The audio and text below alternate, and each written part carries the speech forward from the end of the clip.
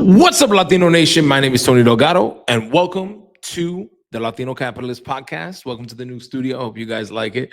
We've been working really hard over the past few weeks building this studio out. So really excited for the first episode in the new home. And we're going to dive right into it, man. It's been a really interesting week. Uh, the stock market is in a free fall, tons of volatility amongst Trump's tariffs. And a lot of people have a lot of fear and a lot of uncertainty. And a lot of people are texting me and calling me and asking me on social media, sending me DMs and asking me, what should I do? Should I buy? Should I sell? And my response is always, this is such a great opportunity to buy, right? There's so much fear in the marketplace. But when you zoom out, I mean, look at the crash of 2020, right? 2020, you had this big crash because of COVID. But if you would have been buying during that crash, even if you would have bought the top right before the crash and you just would have hold on and have a little strength and courage, it would have been one of the best times to buy, right? So for me, I'm excited. You know, Warren Buffett has a cash stockpile of over $300 billion that he's waiting to deploy. And I don't have $300 billion in my cash stockpile, but I definitely have a lot of cash on reserve and looking for opportunities like this to buy and to get into companies that you know and that you trust and that you believe in, and doubling down onto positions that you have conviction, and maybe getting into some new positions now that the price is lower. So the analogy that I always like to give is, like, think about Black Friday, right? Black Friday, everything's on sale, right? Whereas a normal sale, if something's on clearance and there's only one item that's on clearance, well, maybe it's milk and the milk's about to expire and there's something wrong, right? Or maybe it's a product and it's defective. There's something wrong with it and that's why it's on sale, right? But in an opportunity like this, it's Black Friday. Everything's on sale. The good stuff, the bad stuff, the medium stuff, and everything in between. So when you have the entire market correcting like this is a perfect opportunity for long-term plays. It's a perfect opportunity for arbitrage opportunities, for options plays. There's just so much fun that can happen in these downturns and so much opportunity. So people who are experienced traders, they don't look at this as a bad thing. They look at this as an opportunity to make major moves. But the Trump tariffs, I mean, it's a controversial thing. He wants to bring manufacturing back to the United States. And so he's doing that by imposing, in many cases, the same tariff or less than what other people charge us. So it's reciprocal tariffs. So if we sell a car into another country, if we sell a product, a good, or a service into another country, they tax us on the way in. It makes it us less competitive, and it makes it less advantageous for other countries that want to do business with us, right? Um, and that's why you see, like, in Europe, in Asia, in many places in Latin America, right? You won't see American cars. You won't see Cadillacs. You won't see Chevys. You won't see Ford F-150s. There's all these iconic vehicles that are made here in the United States that you just won't see anywhere else. And a lot of that has to do with tariffs and these trade policies, right? If you look down an American street, you'll see tons of Hondas and Toyotas and Civics and Lexuses and all these Japanese and Hyundais and Genesis, right? All these Japanese and Asian brands that are here in the US. But you will not see the same in Japan. You will not see the same in Europe. You will not see the same in Latin America, in Africa, unless it's a special import vehicle. For the most part, there's not a lot of American vehicles being sold around the world. And Trump wants to change that, right? Trump wants us to be an exporter, wants us to be a global leader, and wants, at the bare minimum, for the trade to be fair, right? And so I'll give you an example. Let's say a vehicle costs $10,000 here in the United States, and we want to sell it outside. Um, well, the tariff says, okay, instead of this vehicle being $10,000 that everyone agrees, that's the price for a Honda Civic, or that's the price for a Ford Escort, right? I think they're a lot more than 10,000 nowadays. But let's say that's the agreed upon price. Well, as soon as it hits the dock, there's a tax that gets put on it, right? And it's the same thing that happens actually in Puerto Rico because of the Jones Act. Whole other topic, but every single car in Puerto Rico is significantly more expensive than it is in the United States because they put a tax on it on the port. on the ports. Well, that's what happens with tariffs. So what President Trump is doing is looking at the books, looking at the schedule, and saying, "Hey, okay, Canada, you're charging us 60% tariffs on our imported goods and services. We're going to charge you 60 right back, right?" And so in many cases, he's doing reciprocal tariffs, right? It's actually an equal amount, right? As much as you're taxing us on your goods and services, we're going to tax you the same, or in some cases less, and in some cases more. But a lot of times it's just reciprocal, right? And for years, other countries were taxing us, and we were not taxing them. So I think long term, this is definitely good for the United States. It's good for manufacturing. The whole idea is that if a company like Ford, and again, you would think that Ford makes all their vehicles in the United States. They actually don't because of these tariff laws. They have factories in other countries. They're creating jobs in other countries because if they want to be able to sell any cars, they actually have to manufacture them outside of the US. Same thing for a lot of the American car manufacturers. Actually, none of the American car manufacturers besides Tesla are making 100% of their US sold vehicles here in the US. Funny enough, you think of Tesla, you think of a guy who is from South Africa, and you kind of think of it, maybe it's a foreign company. No, it's actually the most cars that are sold in America are actually made in America. Tesla is doing that for 100% of their vehicles. They've been doing that for years. That's not a new thing. So most of the Tesla vehicles in the US are not going to be affected by these tariffs. You look at Ford, you look at Chevy, you look at Stellantis, who owns Jeep. These cars are being made maybe 50%, 60% are being made in the US, and 40% of them are being made in other countries like Mexico, like Canada. So Trump's plan is to bring all these jobs, bring all this economic development, bring everything back home, which overall is a good thing. Now, in the short term, it's creating a lot of uncertainty, it's creating a lot of panic in the market, right? But what I've seen is a lot of influencers posting the big red chart and saying, "Oh, every single stock is red." Okay, yeah, but it's down by 2%, down by 3%, maybe down by 10% at the most. I haven't seen anything less than 10%. And if you study the stock market, you know that historically the prices of Fortune 500 companies, the prices of the S&P 500, the Dow 30, they go up over time. So this little 5 to 10% pullback on a lot of these positions, this is not a long-term thing. This is fear, uncertainty. This is definitely a market buying opportunity. But the people that are actually smart are going to be buying the tariff dips. They're not going to be selling it, right? Um, so that's tariffs.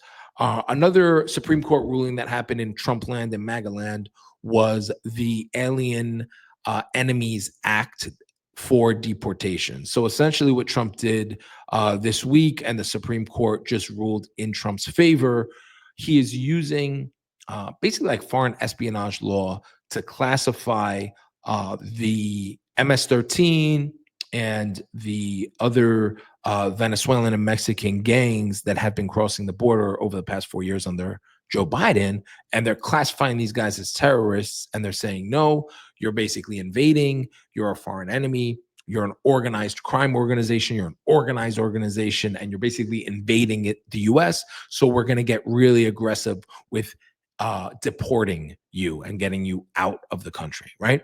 And it makes perfect sense. I mean, imagine if China was to send 1 million troops to the United States, to US soil, or if Russia, or if any country, right, was to send military age men, millions of military age men to our shores, that would be a problem. And that's what the cartels have been doing. And they've taken over cities like Denver, Colorado, where we saw homes and even entire apartment buildings being overtaken by these gangs, and them basically saying, we're not leaving, right? We are going to, take these places by force. We're going to have guns. We're going to sell drugs. We're going to operate our criminal enterprise right here on US soil, and there's nothing you can do about it. And in a lot of these small towns, the local police, they're outnumbered. They're scared, and they're not doing anything to actually enforce the laws and keep the peace in their cities. So President Trump has taken upon himself to enact the Alien Enemies Act, and a Supreme Court ruling just allowed him to continue doing deportations this way, in this really aggressive way. You saw they deported 250 gang members to the El Salvadorian prison in partnership with the president of El Salvador to get them completely out of the US system, because that's the thing. Um, when they're in the United States, now they're in a federal prison. Now they're taking United States resources. They're costing the government a lot of money. So through this diplomatic partnership that was struck with Secretary of State Marco Rubio, they are now deporting these criminals to these El Salvadorian prisons and then letting them get processed from there. And it's been very controversial. There's a lot of people that are saying some of these people are innocent, right? There's famously a soccer player that they're claiming is not part of a gang and got deported by accident. But for the most part, a lot of these guys are gangbangers. A lot of these guys are drug dealers and troublemakers, and definitely not supposed to be in the country legally. But it is a scary time. It's a scary time for a lot of Latinos who are here on different types of visas, right? People that are here on political asylum legitimately from places like Cuba and Venezuela, people who are here on travel visas. Trump has also been, and the Trump administration has been revoking certain travel visas for people who are critical of Israel and people who are protesting and engaging in activism. And this is kind of an interesting topic because while I'm a big believer in freedom of speech, while I'm a big believer in freedom of the press, right? These specific individuals, they're not US citizens. So the question is, do they still have the same rights, the same First Amendment rights that the rest of us do? Well, technically, under the Constitution, they do, right? It's our rights are not given to us by government. Our rights are given to us by God.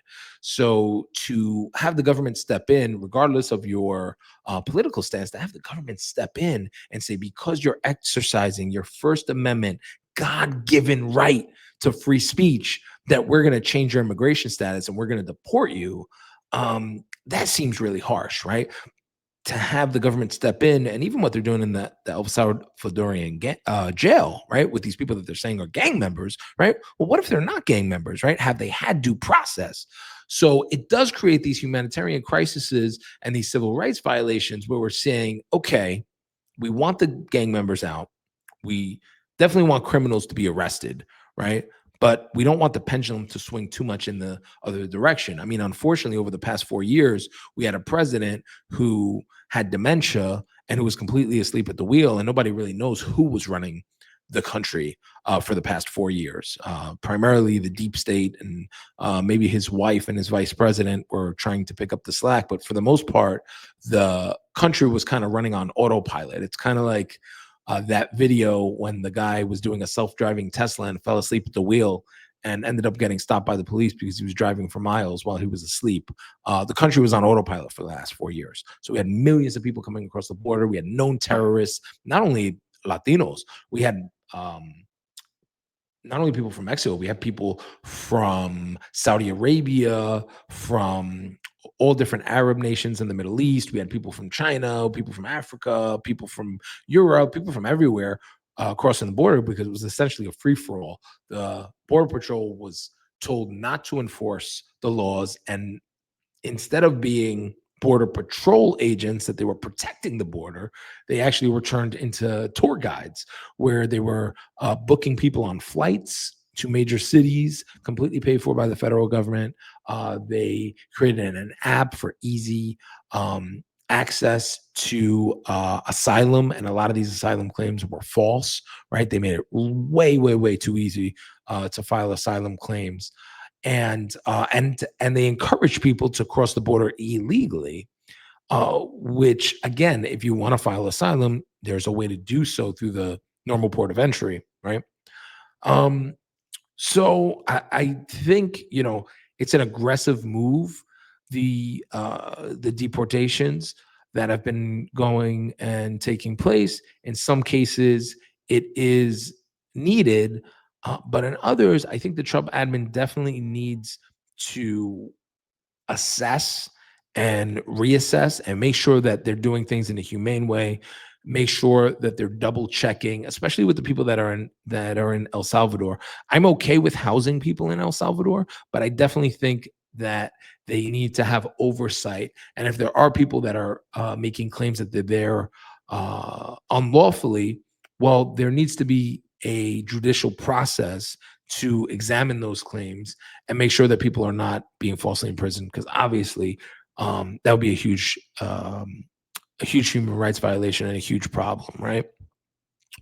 Um, Next up, we have Elon Musk. Elon Musk is going to be stepping down from Doge. He was always scheduled to do, I believe it was about 120 days, because anything over that, he would become some sort of full-time employee of the federal government.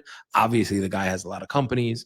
So he is stepping down from his role at Dodge, but he has created the Department of Government and Efficiency to continue to run.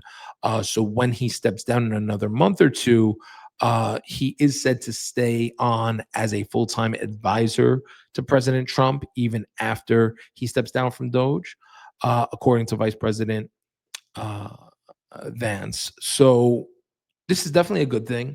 I do think Elon needs to get back to running Tesla, to running SpaceX, to staying doing what he does best in the private sector. And I think he has set up such amazing infrastructure uh, with Doge that now the pendulum's already swinging. Now the dominoes are already falling. And the Trump administration has way more information into corruption, thanks to Elon Musk's data collection, that I do think the country is going to be in a better place. But I love Elon Musk as an entrepreneur. I love him as a creator. I love what he's doing at Twitter and X, right? Pushing free speech, giving OpenAI a run for their money with AI, right?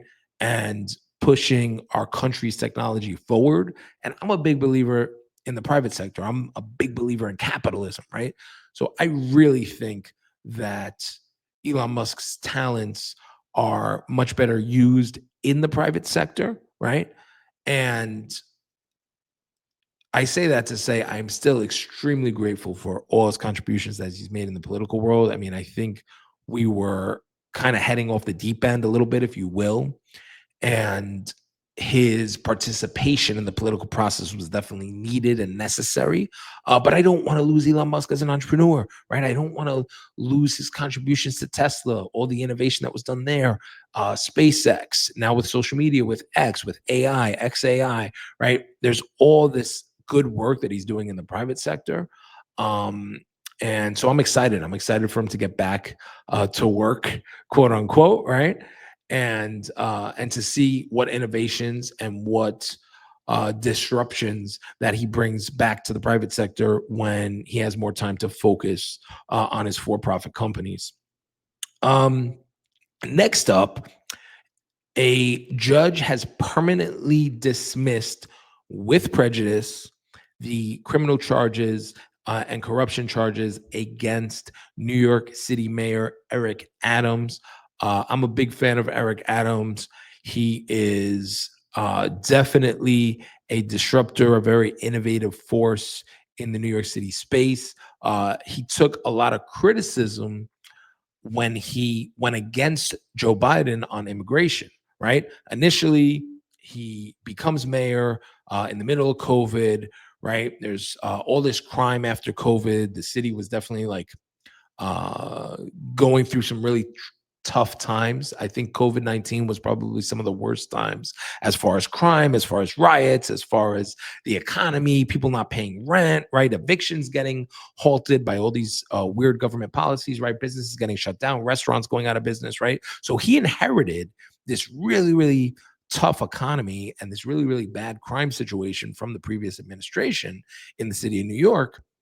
And initially, he ran as a Democrat, and Democrat policy is that, hey, our cities are sanctuary cities. We love Latinos. We love immigrants, right? So we're going to be a sanctuary city, just like San Francisco, just like Los Angeles, right? And what ended up happening is all these immigrants, a lot of them, like we mentioned earlier, gang members, MS-13, um, uh, started flowing into the city. And he said it best when he said they were coming without a plan, right? A lot of them are coming. They don't have the financial resources to be here. They did not legally immigrate here. They were just dropped off. They don't have a green card. They don't have a driver's license. They don't have a plan. They don't have enough money to actually get situated. And in some cases, a lot of them are gang members, right? And they were all getting sent to New York City, and New York becomes overrun with illegal immigrants. And the city's policy at the time was to give them a hotel room, give them a credit card with $1,500, and basically put them on a permanent welfare system. And they got a lot of pushback for that because they're like, okay, well, we have actual homeless people who are US citizens. We have actual homeless people who are US veterans. We have actual homeless people that are New Yorkers who have been here paying taxes, doing the right thing for years. Why is it that someone who just came here yesterday, regardless of what country they're from, why are they getting priority over the New Yorkers and the US citizens who have been a part of this city, for forever, for their entire lives, right? So they got a lot of pushback because of this. And then the crime started, right? And similar to what we saw in Denver, similar to what we saw in California, there's all this crime running around in New York City. Now, I attended the Donald Trump, my first Trump rally in person was the Donald Trump Madison Square Garden event. And I'm a New Yorker to come back to New York and go to this huge event. They had RFK speaking, Elon Musk, Tucker Carlson, right? All these badasses, Tulsi Gabbard, all these badasses speaking at this conference. I was super excited, right? They had Grant Cardone, they had like business people there too. And I get to New York City, staying at the Ritz-Carlton downtown, and I come downstairs and I'm walking through Times Square, or walking towards Times Square through Madison Square, and I got my red hat on. And I tell my buddy, I'm like, okay, you still remember how to fight, right? Are you ready to fight? And so I was expecting um, to get into fights and altercations with people, right? I live in Florida. In Florida, it's really pro-Trump, really pro-Republican. In New York, it's supposedly pro-Democrat, right? And the complete opposite happened. I had people coming up to me, African Americans, Latinos, white, black, Asian, Russian, Chinese, people from all walks of life coming up to me and telling me, oh my God, I'm so excited that Trump's here. We need him. The immigration in New York City is out of hand. And around this same time, Mayor Eric Adams took a public stance against Joe Biden and told Joe Biden, listen, stop sending illegal immigrants here. We can't continue to be a sanctuary city. We can't continue to give free welfare and free services. The actual city's infrastructure is uh, is being negatively affected, right? And when he went back and he looked at the books, he's like, "Wait, we invested how much? We invested uh, millions of dollars into these immigration programs that could have been reinvested into the Department of Education, could have went to actual New Yorkers, the actual children of New York, the kids of New York, the residents of this actual city." And so he took a public stance against Joe Biden on immigration. And then lo and behold, a few weeks later, he's brought up on quote unquote corruption charges.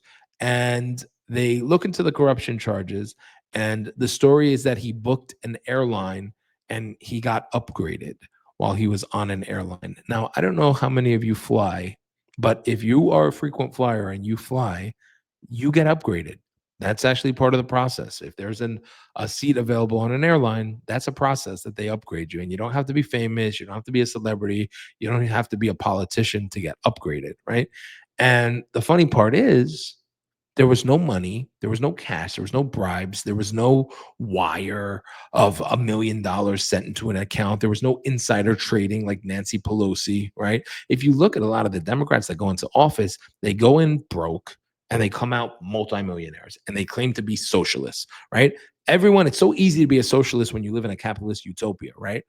And Eric Adams didn't do any of that. He wasn't doing insider trading. He wasn't peddling influence. He wasn't taking some huge speaking fee. He was literally just on an airplane. And the normal thing that happens when you're on an airplane and you fly a lot is they say, thank you for being loyal to this airline. We're going to upgrade you. We're going to put you from the back of the plane to the front of the plane. Happens all the freaking time.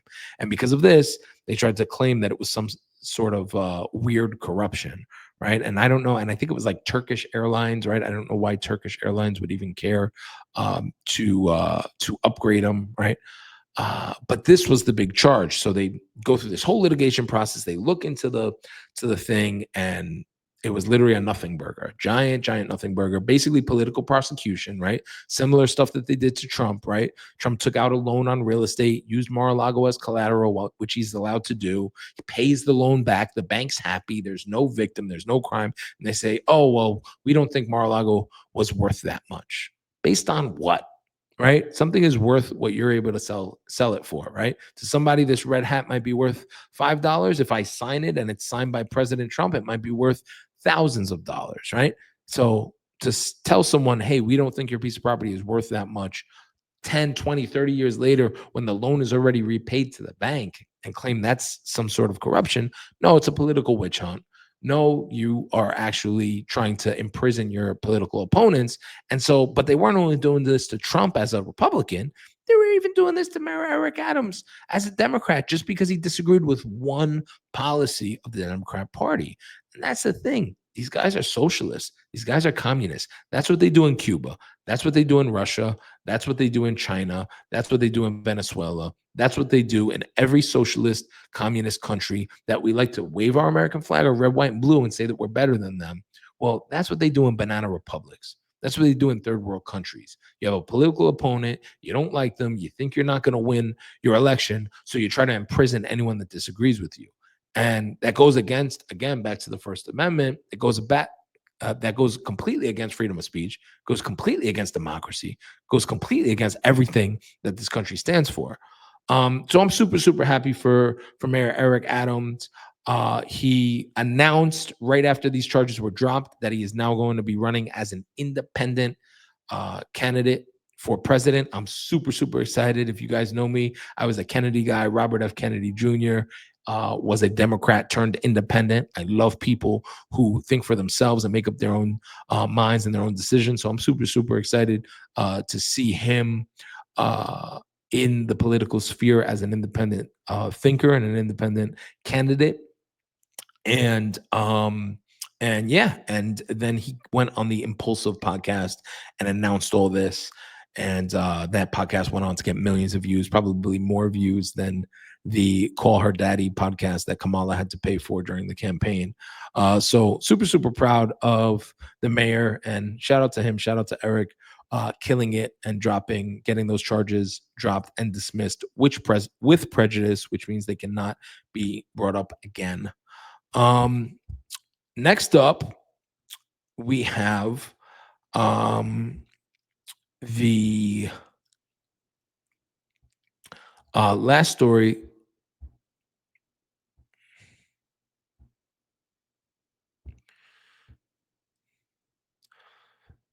The last story that we have is NVIDIA. So people that don't know NVIDIA is a chip manufacturer, big AI company. And in the midst of the quote unquote bloodbath, which I'm calling a fake bloodbath, of the stock market, NVIDIA was still up 3.5% today, in the midst of all the bad news, all the tariffs, all the companies going red. NVIDIA was one of the ones that was actually up 3.5% today, along with Meta, which was up 2.2%, and Amazon, which was up 2.5%. So I say all that to say this too shall pass, right? Good companies are good companies, so people need to think long term. And Trump is doing a lot of disruptive things with the economy. There's going to be a lot of changes, right? There's going to be a lot of disruptions, but with every disruption creates big opportunities. So keep your head up, stay positive, and just know that we are on a mission and we are on a trajectory for American excellence, for the new golden era, and we're on a mission to make America great again. And there's been so much corruption that's happened over the past 4 years, and obviously over the past 20 years, both Democrats and Republicans pillaging the country with really disastrous policies. And to clean it all up, it is going to take a lot of work. But if we stay together and we work together, we will get through it. So God bless, guys. I hope you guys like the new set. We're going to be bringing on new guests and shaking a lot of things up. So we'll see you soon. Make sure to like and subscribe the video if you got value. Share this with a friend, a family member. Drop a comment. And if you're listening on Apple iTunes or Spotify, make sure to leave a 5-star review. It helps the show more than you know. And I'll see you in the next one. Peace.